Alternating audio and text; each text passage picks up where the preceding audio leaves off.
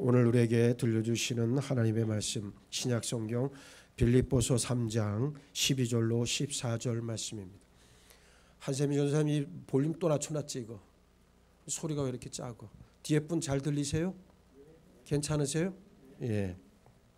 3장 12절로 14절 말씀. 여러분 가지고 계시는 신약성경 321면입니다. 봉독하겠습니다. 내가 이미 얻었다 함도 아니요 온전히 이루었다 함도 아니라 오직 내가 그리스도 예수께 잡힌 바 된 그것을 잡으려고 달려가노라. 형제들아 나는 아직 내가 잡은 줄로 여기지 아니하고 오직 한 일 즉 뒤에 있는 것은 잊어버리고 앞에 있는 것을 잡으려고 표대를 향하여 그리스도 예수 안에서 하나님이 위에서 부르신 부름의 상을 위하여 달려가노라. 아멘. 오늘 본문에 있는 말씀을 통해서 지금 내 믿음은 어떻습니까? 라는 제목의 말씀을 여러분들에게 전할 터인데 오늘 설교 말씀 잘 듣고 깨닫는 역사가 있기를 축복합니다. 교회를 다니는 사람이라면 우리가 한 번쯤은 생각을 하지요. 도대체 나는 왜 믿음이 자라나지 않을까?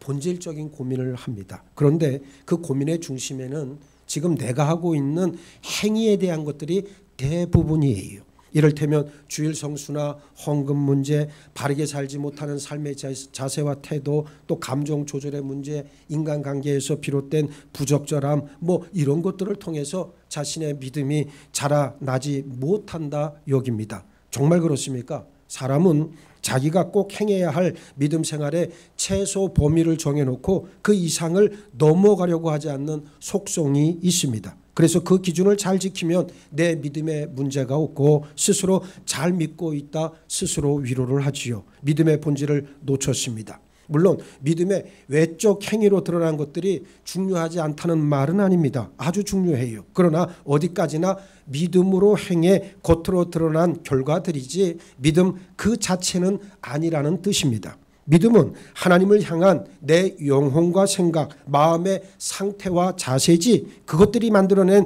행위로 판단할 문제는 결코 아니라는 사실을 인정하고 알아야 합니다. 이 말은 상당히 이중적인 의미를 가지는데 믿음은 반드시 겉으로 드러납니다. 드러난 행위를 통해 일정 부분 그 사람의 믿음의 상태를 미루어 짐작할 수 있어요. 노력하면 믿음이 자랍니까? 실제로 많은 사람들이 이런 시도를 합니다. 그러나 잘 안 됩니다. 잠깐의 효용은 있을지라도 끝까지 지속하기 어렵고 영혼의 만족 또한 없습니다. 그럼 대체 문제의 근본 원인은 무엇일까? 우리는 분명히 알아야 합니다. 먼저 가장 근본에서부터 출발해야 한다는 사실을 알아야 하지요. 앞서 믿음이란 하나님을 향한 내 영혼의, 내 생각의, 내 마음의 상태와 자세라고 했습니다. 무슨 일이든 무엇이 중요합니까? 기초가 중요하잖아요. 첫 단추를 잘못 끼우면 아무리 좋은 옷이라도 아무리 비싼 옷이라도 삐뚤어지게 돼 있습니다. 사랑하는 사람이 생기면 저절로 상대를 향한 애틋하고 뜨거운 마음이 생기잖아요. 따로 노력할 필요가 전혀 없습니다. 그리고 자연스럽게 상대가 좋아하고 기뻐할 일을 마땅히 합니다. 믿음이 자라지 않는 문제의 원인은 밖으로 드러난 말씀과 기도 생활을 등한시해서 게을리해서가 아닙니다. 이미 문제가 생긴 후에 드러난 증상일 뿐이에요. 문제의 원인은 하나님을 향한 내 내면의 상태인데 하나님을 온전히 믿지 않고 있기 때문입니다. 내 안에 하나님이 계시지 않기 때문이라고 하는 사실을 우리는 알아야 합니다. 진실로 나는 하나님을 사랑하고 믿고 신뢰하고 의지하고 있는가를 점검해야 합니다. 또 내가 하나님을 향해 열심과 정성을 바쳤는데 하나님께서는 내가 드린 만큼 반응하지 않는다고 해서 실망하는 마음이 우리 믿음의 성장을 방해합니다. 이 근본적인 장애물을 제거하지 않으면 아무리 기도하고 말씀 보고 헌신한다 해도 지금까지와 동일한 잘못을 되풀이할 수밖에 없어요. 믿음의 연륜이 오래될수록 형식적이고 율법적인 신앙으로 변질되는 것을 우리는 자주 접합니다. 바로 이 두 가지 요소에 기인하기 때문에 그렇습니다. 둘째, 그렇다면 믿음의 본질은 무엇인가? 많은 사람들은 믿음의 길을 걷는다면서도 하나님의 수준을 아예 내 수준으로 동일시하려고 합니다. 내가 생각한 대로, 작정한 대로, 믿은 대로 모든 종교적 수단을 동원해서 하나님을 움직이게 만드는 것이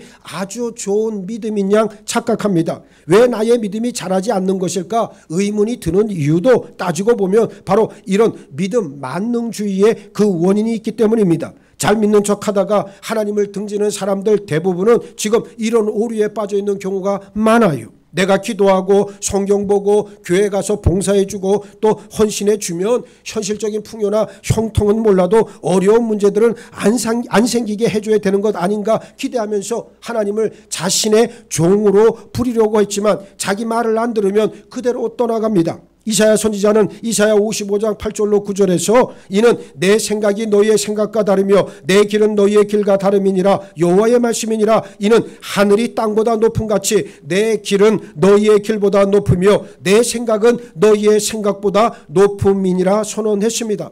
우리 사랑과 믿음의 대상인 하나님은 사람과는 달리 세상을 이처럼 사랑하사 독생자를 아낌없이 내어주셨어요. 우리 믿음이 자라지 못하는 이유는 우리 기대에 하나님이 부응하지 못해 의구심이 드는 게 아니라 우리가 하나님의 기대에 전혀 부응하지 않고 있기 때문이라고 하는 사실을 먼저 알고 깨달아야 합니다. 보세요. 우리는 하나님을 향해 능력의 많고 적음으로 내 기대에 기준을 잡잖아요. 내가 세운 계획에 대해 하나님은 몇 배라도 불려줄 수 있다 생각해서 자꾸 능력의 많고 적음으로 비교합니다. 그러나 이사야 선지자는 능력이 아니라 길과 생각이다 선포하고 있습니다. 하나님과 나를 능력으로만 비교하니까 더 큰 실망과 의심이 될 수밖에 없고 채워지지 않는 부분만큼 믿음도 저절로 약화됩니다. 믿음의 본질은 끊임없이 하나님을 더 깊이 자세히 알아가려고 하는 내면의 갈망인 줄 믿으시기 바랍니다. 갈망이라고 하는 말은 어떤 완성된 상태, 절정의 단계에 도달한 것이 없다는 뜻이기도 하잖아요. 무슨 말이냐면 믿음은 항상 자라간다는 의미고 구원의 완성을 향해 지금도 나아간다는 뜻입니다. 하나님을 알아갈수록 그 알면 더 깊어지고 그 안에서 친밀한 교제를 통해 오직 하나님을 위해 살겠다는 결단을 하고 구체적인 행동으로도 드러나게 됩니다. 이 일은 육신을 벗는 날까지 계속해서 이어질 일입니다. 하나님을 알고자 하는 열망이 기도와 말씀으로 이어진다면 그 믿음은 바르고 옳습니다. 반면 그런 열망 없이 종교적인 습관이나 누구의 강요로 그렇게 행하고 있다면 그것은 온전한 믿음이 아니라는 사실을 시인해야 합니다. 결국 믿음은 하나님을 알고자 하는 열렬한 소망이요 하나님과 동행하고자 하는 열심인 줄 믿으시기 바랍니다. 한번 따라해 봅시다. 믿음은 하나님을 알고자 하는 열렬한 소망이요 하나님과 동행하고자 하는 열심이다. 할렐루야, 할렐루야. 이것은 본인과 또 하나님만이 아는 은밀한 관계로 진심으로 기꺼이 하나님 알기를 소원하는 크기, 또 나를 향한 하나님의 기대를 온전히 알고자 하는 갈급함이 바로 믿음이다 말할 수 있습니다. 왜냐하면 성도의 영적 갈증이 크면 클수록 하나님은 당신 뜻을 깨닫도록 도와주십니다. 여기서 중요한 것, 믿음의 주체는 내가 아니라 하나님이시란 사실을 우리가 인정해야 한다는 말입니다. 하나님을 찾기에 갈급한 자에게 하나님께서는 은혜를 베풀어 주시고 그 믿음을 성장시키시고 어떤 상황에서도 흔들리지 않는 굳건한 믿음으로 나날이 새롭게 하시는 줄 믿으시기 바랍니다. 셋째, 지금 우리 믿음의 실상은 어떻습니까? 하나님은 당신 자녀를 향한 사랑에 있어 절대로 변함이 없으십니다. 문제는 우리 자신이 그 사랑을 수시로 의심한다는 사실만 존재하는 거예요. 우리 믿음은 객관적 깨달음뿐만 아니라 항상 체험을 수반해야 합니다. 내 삶 한가운데에서 실제적인 은혜와 권능으로 체험되지 않는다면 하나님의 진리라고 하는 것은 아무런 의미가 없습니다. 이성적인 개념과 철학과 사상으로 머무는 것은 아무리 고상하고 심오한 깨달음이 따른다 해도 복음과는 거리가 멀다는 말입니다. 실제로 믿음으로 살면서 하나님이 기뻐하시는 뜻을 우리 삶에서 열매로 맺어야 합니다. 그럼에도 우리는 어떻게 믿음으로 살아야 하고 하나님의 길이 무엇인지조차 잘 모르겠다 투정 부리기가 일쑤입니다. 정말 모릅니까? 알면서도 회피하는 거잖아요. 그리고는 타협하기를 도덕적으로 선하게 살고 종교적으로 경건한 행위를 하면 된다 생각을 합니다. 본질은 외면하고 격가지만을 움켜잡고 있다면 이것은 하나님과 상관없는 자기 만족에 불과하다는 말입니다. 도덕적으로 종교적으로 열매를 맺고 있다 자부하는 사람들을 보면 100이면 100 다 자기 의로 충만해 있는 모습을 본다는 현실이지요. 이 또한 엄밀히 따지면 기복신앙과 다를 바 없습니다. 도덕적이고 종교적인 열매를 맺으면 현실의 복도 받는다는 생각이 기저에 깔려있기 때문에 기복신앙과 다를 바 없다고 말씀을 드리는 겁니다. 넷째, 사도 바울의 믿음을 보시기 바랍니다. 바울은 빌립보 감옥에서 사형으로 생이 마감될 것을 예감하면서 지난 삶을 되돌아보고 있습니다. 자신의 생애는 오직 앞만 보고 달려왔고 예수 그리스도께서 자신에게 맡긴 소명을 달성하려고 하는 한 가지 목적으로만 살아온 삶이었습니다. 실상 성도라면 바로 바울처럼 살아야 합니다. 앞서 우리 믿음의 실상을 살펴봤지만 많은 사람들은 믿음의 행동으로 나타나는 것을 단순히 도덕적이고 종교적인 행위에만 국한하는 경향이 강하지만 사실은 아니에요. 성도는 자신의 몸, 자신의 삶을 항상 하나님 앞에 거룩한 산 제사로 드려야 하고 자기가 속한 공동체에서 빛과 소금의 역할을 감당하고 한 알에 썩는 밀알이 되어야 합니다.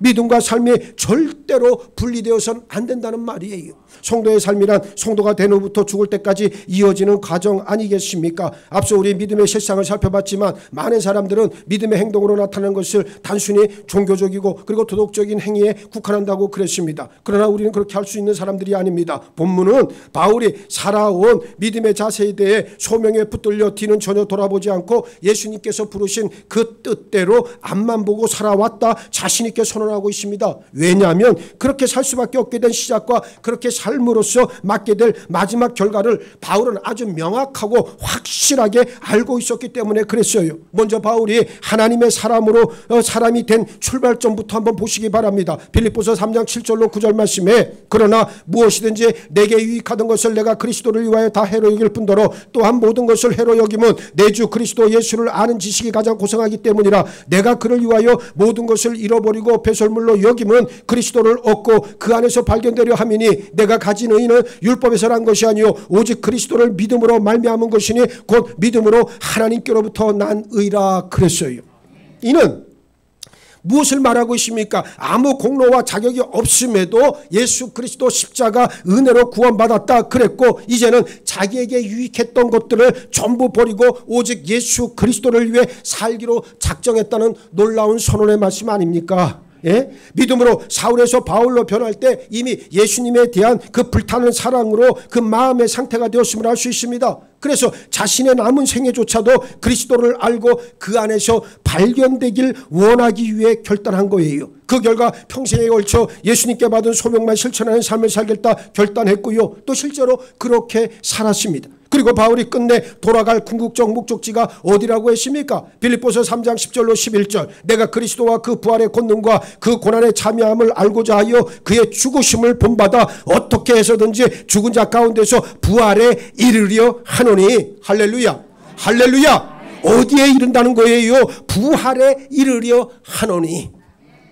바울의 목적지는 지금 거기입니다. 저 하나님 나라입니다. 하나님의 품입니다. 그 안에서 다시 예수 그리스도와 같이 부활하기 위해서 지금 그는 믿음의 길을 달려가고 있다 고백하고 있는 거예요. 천국에서의 부활이 자기 믿음의 여정에 있어 최종 도착지라고 분명히 고백하고 있습니다.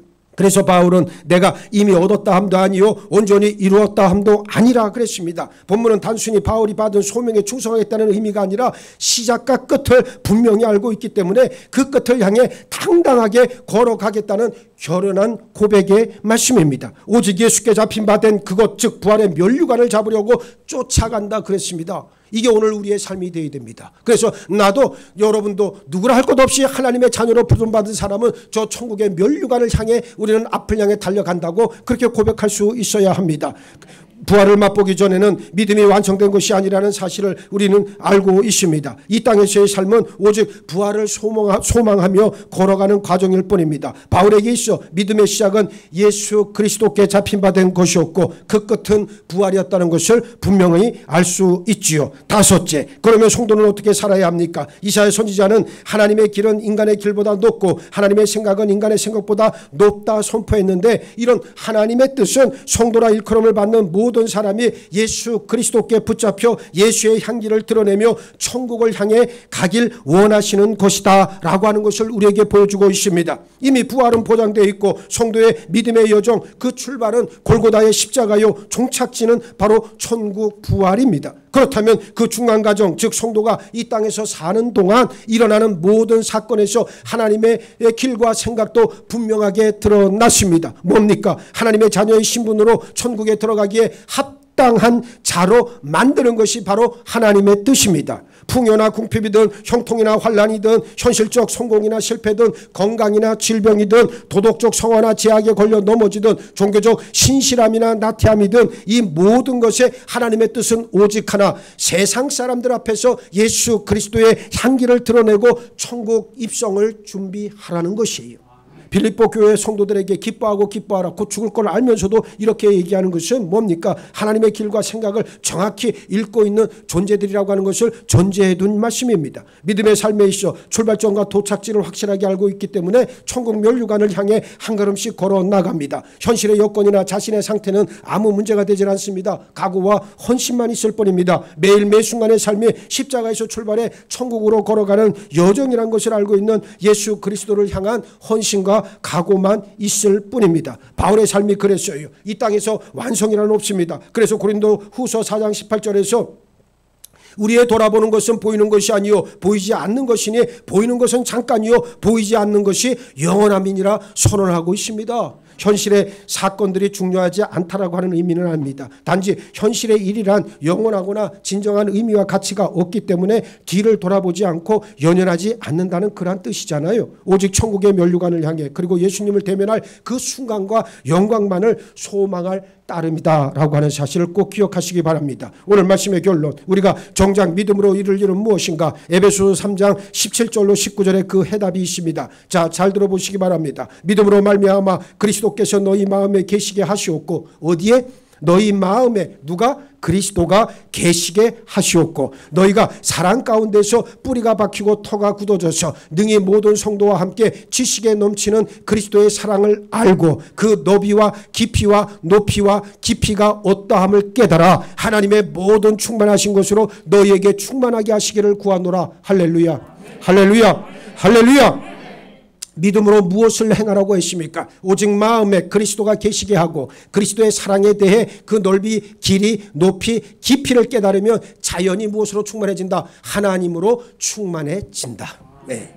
믿음이란 자신의 가슴에 예수님의 십자가 사랑이 얼마나 넓게 길게 또 높게 깊게 차 있는지가 바로 믿음이라고 하는 사실입니다. 종교적 활동을 통해 인위적으로 키울 수 있는 성질의 것이 절대로 아닙니다. 예수 그리스도를 향한 내 내면의 갈망이 믿음이요 십자가를 통해 드러난 하나님의 진리를 얼마나 더 많이 알아가느냐, 그래서 그 암만큼 내 삶에 적용하고 사느냐가 믿음이라고 하는 말입니다. 도덕적 선행과 종교적 경건을 실천하는 것이 믿음의 필요 조건이고, 그래서 자신의 문제와 환난이 해결되는 것을 믿음의 충분 조건으로 판단하고 있는 한 무슨 수를 써더라도 믿음은 절대 잘할 수 없습니다. 누구라도 골고다에서 출발해 천국을 향해 가고 있다면 그 믿음은 참 좋은 믿음입니다.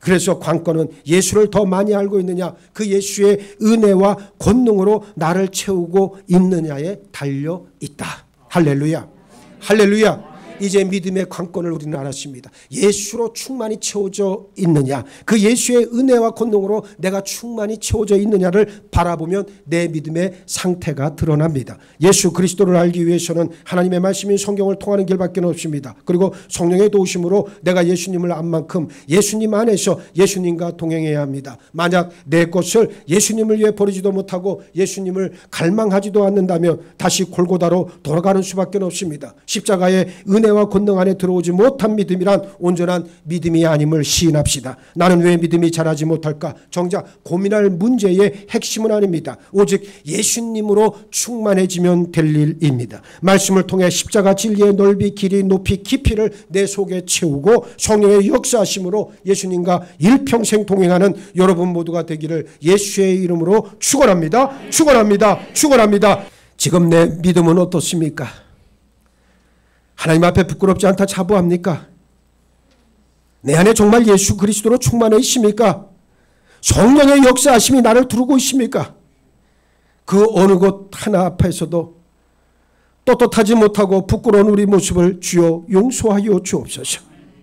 이제는 예수 그리스도를 향한 내면의 갈망으로 충만히 채워지게 하시고 예수 그리스도 십자가 진리로 충만히 채워짐으로 일평생 예수와 동행하는 우리의 성별된 삶으로 이끌어 주시고 함께하여 주옵소서.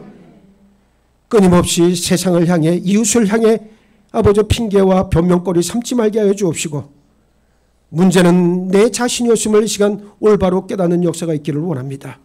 나를 목사로 장로로 권사로 집사로 세워주신 하나님의 부르심에 떳떳하고 당당하게 응답하며 나아가는 우리 모두가 되게 하여 주옵소서. 이렇게 하자 저렇게 하자가 아니라 내 스스로 먼저 변화받자 하나님 앞에 기도할 수 있는 우리 모두로 삼아 주옵소서. 감사하오며 우리 주님 예수 그리스도 이름 받들어 기도하옵나이다. 아멘.